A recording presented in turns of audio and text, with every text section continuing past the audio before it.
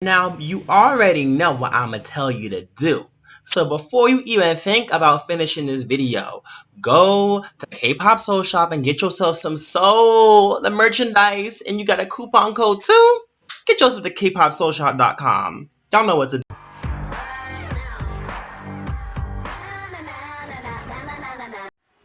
Hey guys, C.H.D from AK3 out here.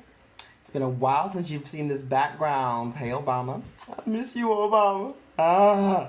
And I wanted to talk about some things that have been happening in the K-pop community, involving racial insensitivity and prejudice and colorism and all that stuff. Before I do though, I wanted just to let y'all know, I live in the 804 region of Virginia. It's where Richmond is located. Richmond is the capital of the Confederacy. It was the capital of the Confederacy. KKK is still active down here. They have Confederate flag marches all the time out here. I see people get harassed in the parking lot by colonizers, screaming at them to go back to wherever they came from. Oh, the hypocrisy of it all. So racism's still very alive and well down here. I live a few minutes just away from Charlottesville. Really, really interesting, Really interesting, And it's funny, seeing the racism that comes out of Asia. The racism that comes out of Asia is so laughable to me. Like, whenever it happens, I'm just like, oh, you hate black people. Oh, you poor child. So frail, so fragile. Oh. You hate ass bitch. All fraudulent. Take your shoes off. You're lucky that didn't hit me, bitch. But you bought Beyonce's new album, right? But you bought Beyonce's new album, though, right? You did? Oh, you don't even realize that she's black too, honey. Oh, Beyonce's black, didn't you know? Oh, you don't even know what you hate. Oh, you poor child. Go on, go play. Cause I'm fabulous. And you're mad. And you think I'm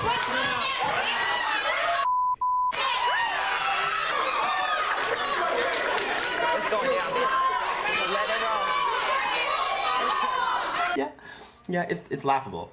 It really is laughable, So whenever I see certain YouTubers or social media influencers talk about that they're leaving K-pop because of racism, I'm like, honey, you forgot what country you live in. But continuing on. There's an argument that I like to see brought up a lot. I don't like to see it, but it gets brought up a lot, and sometimes I bring it up. There's the But Namjoon argument. The But Namjoon. When Rap Monster from BT, and yes, I still call him Rap Monster. Half y'all kids didn't even call him Rap Monster when his stage name was still Rap Monster. You called him Namjoon. And he never asked you to call him Namjoon. He said Rap Monster. So don't come at me and tell me to call him RM when you never respected his first stage name. So fight me. You never called him Rap Monster. You ain't gonna call him RM. You just been calling him Namjoon this whole time. So don't tell me what I can address my faves as. Sit the hell down, you little kids. Don't stay out of my mentions. Stay out of my comments. Stay out of all my. Anyways, continuing on. Whenever there's an instance of racism or racial insensitivity, a common argument that gets brought up is, but Namjoon.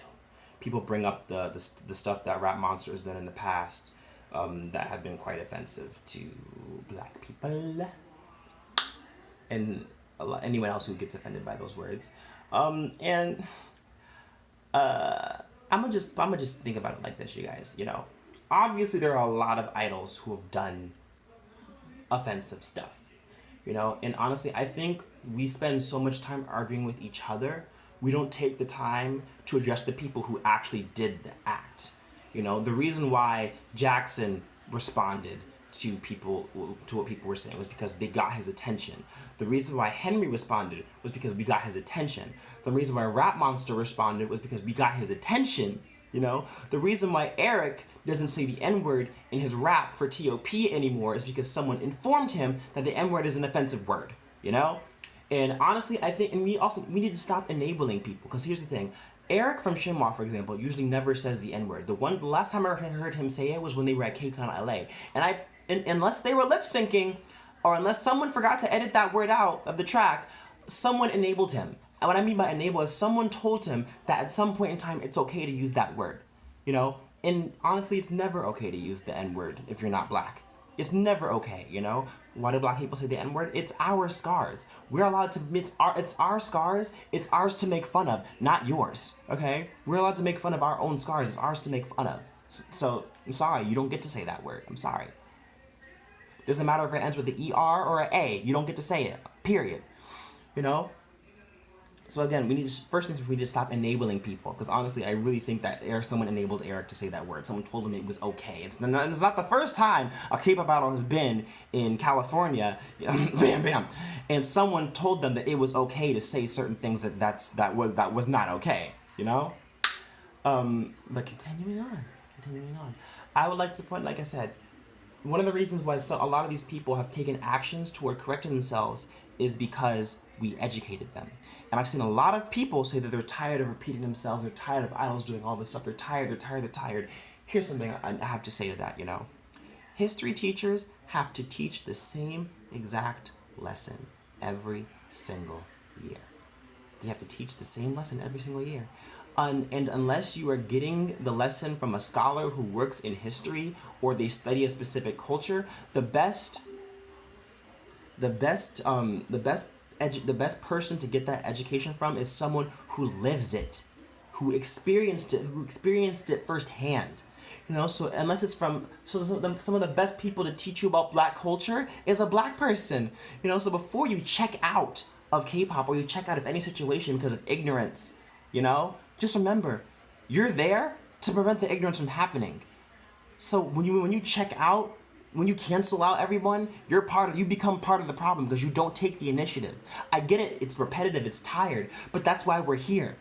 With each coming generation comes more and more people who don't know any better. And until we educate them, and even if they know better, and they know better and they still do something wrong, still educate them. Because obviously they didn't get the first lesson, so keep on doing it until they get their act together. And if they don't, keep on, because if you stop, you're a part of the problem.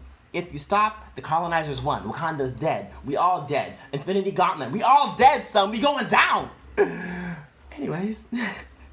But yeah, that's my take. And another thing, we have to figure out how to separate personal bias, you guys. Because people love to defend Rap Monster. They love to defend Rap Monster because he apologized. But I'm gonna bring up a group who falls in the same boat as BTS. You know why? Because they've done racially insensitive stuff. And they apologize, yet people do not want to support them simply because they've done it, even though they've apologized. Now one of those groups is Mamamoo, you know? Mamamoo, Hwasa said the N-word one time, and Mamamoo did blackface.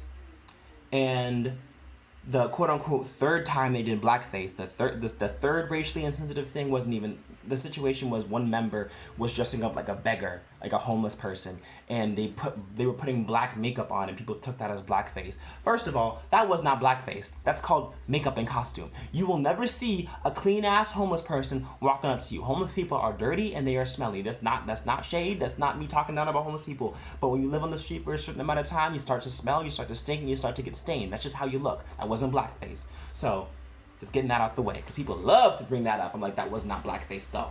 That wasn't blackface. Anyways, Mamamoo has apologized for some of the stuff they've done. Do you know why they apologized? Because people took the time to educate them as to why that was the problem. And I'm not saying ignorance is an excuse, but if you don't take the time to educate someone, if you don't take the time to let them know, hey, that was offensive, what you did, they're never going to apologize. They're never going to understand what they did wrong. The reason why Rap Monster apologized is because people informed him as to what he did wrong. Yet, we don't give Mamamoo the same treatment, even though they apologize and then they realize what they did wrong. Why? Because fangirls like to protect Oppa. Fangirls like to protect their precious little Oppa. That's why. You know, but I won't talk about that. We're not going to talk about no one wants to talk about how it's okay to cancel Mamamoo, but the minute someone brings a Rap Monster, but he apologized, but Mamamoo apologized. You can forgive Rap Monster. You can forgive Henry. You still listen to Block B's music, but you can't, but Mamamoo's canceled?